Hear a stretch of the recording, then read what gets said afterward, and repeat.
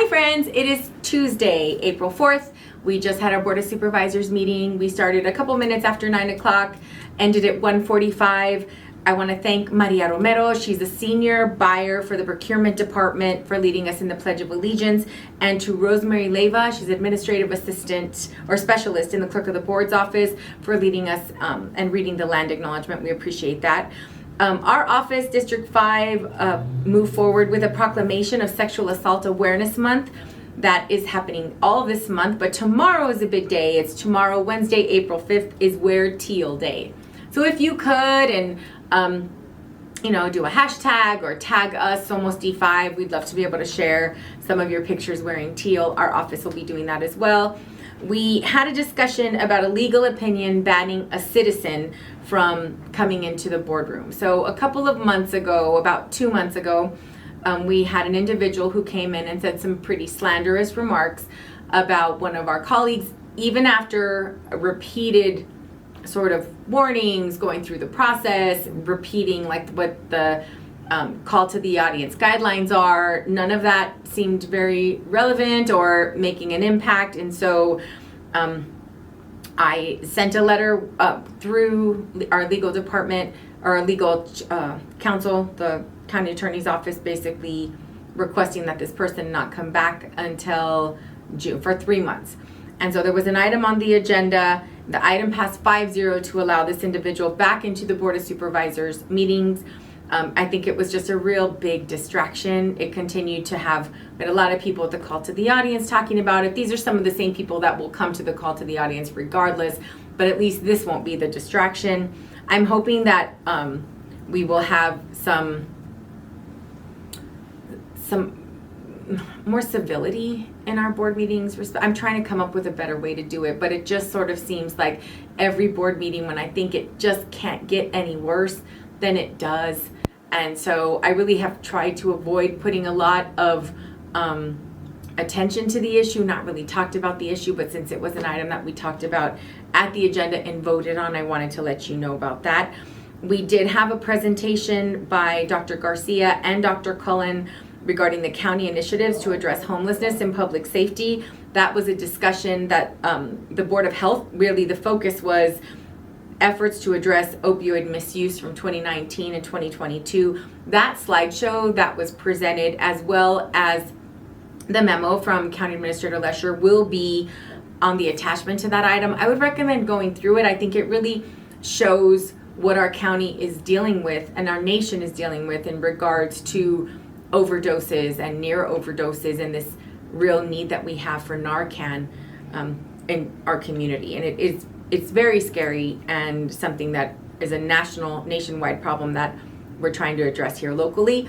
The impact on Pima County, another item was the impact on Pima County when we end the federal health emergency on May 11th. President Biden is lifting that emergency, and so we will no longer have that. And so as a result, federal funds that have been funding a lot of these initiatives, including pop-up vaccine sites and free services, also the fairly significant number of people that are on Medicaid right now in our community, many of those people will be dropped off. We did have a significant portion of our community that was not covered by any medical insurance, and that problem will continue to increase when this emergency declaration is lifted. We also want to get some more information about the kind of services that will be free or sliding scale that right now have been free, including treatments, vaccines, COVID testing, all of that. One of the things that you'll see here right after May 11th in our county is all of the signage about social distancing and masks recommended. All of that will go away. Some of the impacts to our employees will be negligible, really, except for some of the additional stipend. If you had your COVID vaccine, that's not going to be something that comes up. But for employees that do get vaccinated, you'll get extra points, like the wellness points that we do when we go get checkups regularly, go work out, all of those things. Those will be part of that. And so employees who continue to be vaccinated will get some relief in their health care costs. That So one of the other things that came up that I love, and we didn't have a lot of time to talk about it during the board meeting because our board meeting ran very long, a lot of really long discussions on individual items, but community and workforce development outside agency, we approved the revised budget of $3.26 million, more than last year, so I think that's great, and many wonderful organizations were funded. This item passed 5-0. Some of those organizations that I know really well and we work with really closely are Higher Ground, YWCA of Southern Arizona, and specifically Teen Court. There were other programs the YWCA was funded, but you know how much I love Teen Court. Literacy Connects, including Stories That Soar, Make Way for Books, all of those, that's just in the first little list of organizations that were funded. Congratulations to all of those wonderful community organizations, and thank you for all of the work that you're doing to make Pima County a better place to live and raise our families. So several community members came to speak at a hearing regarding a development in District 4, which Supervisor Christie's is the supervisor of that area. And so I'm just sort of highlighting some of the longer items that we had longer discussion about. And we can always count on having long discussions and a lot of questions, most of them similar every board meeting on asylum seekers and COVID. Any of those items that have any budgetary program, any discussion about those, that's always going to be a very long topic. I want to thank Clarence Boykins for awarding me and the Drum Major Committee for awarding me a Drum Major Award. I have it here.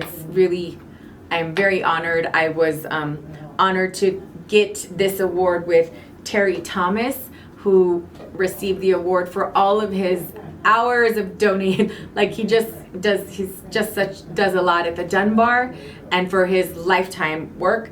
And also Barbea Williams. I mean, she's a dear friend and wonderful community member, and so I was humbled to be able to receive this at the same time she did. Our D5 art contest, we had 317 submissions. We had a really wonderful celebration last week, and it was just amazing to see the number of families that came just to celebrate their young people. It was really a wonderful evening, and I want to thank our D5 staffer, Nicholas McCullough, for all of his hard work on that event and the entire contest. The Mariachi Conference is coming up. It's going to be happening April 19th through the 23rd. We're going to have a graphic on this item. We also, so if you want to get tickets for any of the events, we also have it on all of our social media posts. I'd love to see you there because I'm going to be there for the entire event. I want to wish all of you a peaceful Passover and Easter for those of you who celebrate. And we had a really tragic death of one of our Pima County employees, Maria Acedo. She served in the county assessor's office for 24 years. We had a moment of silence for her. Her life was taken on Sunday. And so I just wanted to send my condolences to all of the team members that are mourning and her family and friends that are just so heartbroken today. And next meeting is going to be April 18th. We'll see you then, friends. Thanks for paying attention to Pima County Politics.